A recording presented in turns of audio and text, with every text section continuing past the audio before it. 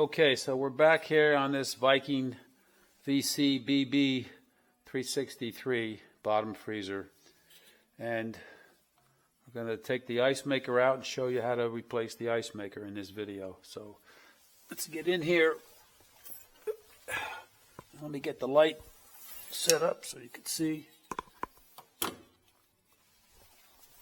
It's only 3 screws holding this ice maker in. I'm using a 1/4 inch nut driver here, a long one, as you can see. Oh, there's a screw missing there, another one there that's missing, so we'll take this out. Now the previous owners told me they had problems with this ice maker, so I wouldn't be surprised if maybe it was replaced at one point in time. I don't know. It looks like it's the original one. Okay, so you pull out this wiring harness, you snap, and boom. That's the ice maker. Okay, well, let's just take it up on the bench and show you what we're going to put in here.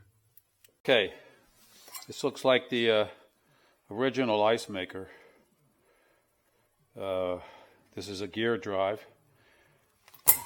This is a Whirlpool ice maker. Here's the part number, W10190965. This is a module ice maker. You can use it, but you're going to have to get an arm, because this gear drive ice maker, which by the way is used on Sub-Zeros too also, the arm is internal. Well, you can change the arm, but I want to show you this Whirlpool ice maker that you can use and adapt if you can't get the original one, or if it's too expensive, because these are not very expensive. It doesn't come with, we buy these things naked. It comes just like this. It's got the hole in the back. It comes with the harness and a bracket that goes down on the bottom. Like that. Similar to this. Normally what I do is I take the old bracket off and use the old bracket as opposed to this. Now this is a module ice maker. And a module ice maker, you cannot turn this gear manually.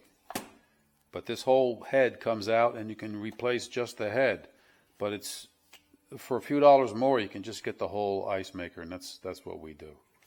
So and also it comes with a wiring harness that snaps in right here like that. And although this wiring harness is different, because these are females and these are males, so we can't use this. It won't go.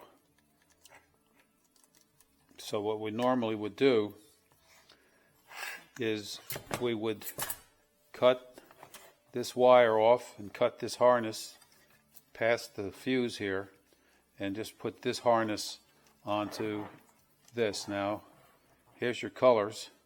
You've got green, obviously, is ground. Green with the yellow is ground. You have brown, that goes from the ice maker to the water valve. You got a brown there. And you have black and white. And you have black and white. So color wise, it's the same colors. All you need to do is splice them in if you can. I mean, if you can get the original ice maker, you're going to pay a lot more for it, but this is just a substitute. And you could use this module ice maker. The head, the old cover will fit on here. Problem is the arm. So you're going to need an arm. Now, you can use a Sub-Zero arm on here, or you can buy some ice maker arms from Whirlpool or from a local appliance supplier. But that's just wanted to show you that you can use these Whirlpool ice makers. We use them a lot, and in many cases the harnesses are the same, right from the Sub-Zero. It goes right in there. But since this is a Viking, they have a different setup. So you can use this. Like I said, all you need to do is splice in the, what you could do is cut the cut this harness here, allow room to splice everything together and keep it behind the ice maker so you don't see it. Just make sure that it's long enough to reach in there. Okay, so we're going to put this ice maker back in the box, and we're going to button up the freezer right now. Just wanted to show you. We're going to put the ice maker back in just so you know how it's done. Obviously that has to go like that. Now you notice it shows you how pushing up the arm like this shuts the ice maker off. Here's an arm that's made for a module ice maker. And the way this goes in, it just slides into here like that. It's got this little bend hump there that helps hold it in place, and you just push it in there like that and it stays in, and then this end goes into the cup just like that, and that's how it works. So up is off.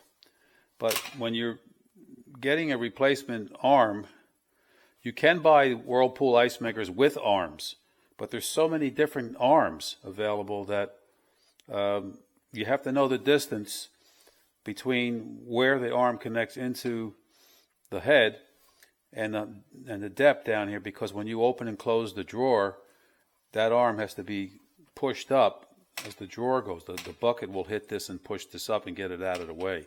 If you use too long of an arm, it could jam up in there. So just wanted to show you that in case you're thinking about replacing your Viking ice maker with a module. You'll have to consult with your local supplier and get an idea, maybe possibly to bring the old ice maker with you so he can match up the length of the arm. Okay, same thing.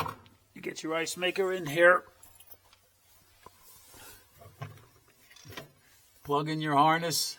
Now they can only go in one way. These are male plugs, but you see on the bottom they're flat on the ends. Can only go in one way.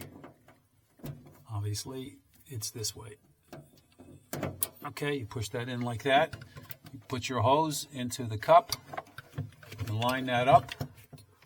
And you take what I do is I usually put the bottom screw in first just to take the weight off and keep the alignment proper.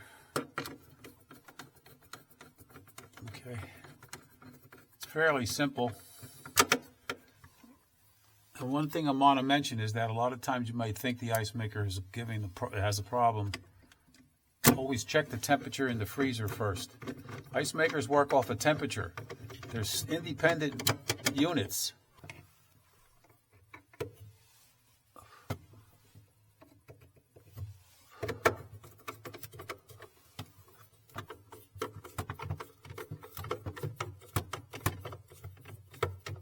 Okay, that's in, that's off, that's on.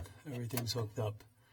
Okay, that's it for this video on how to R&R ice maker on a Viking VCBB363 bottom freezer. Thanks for watching.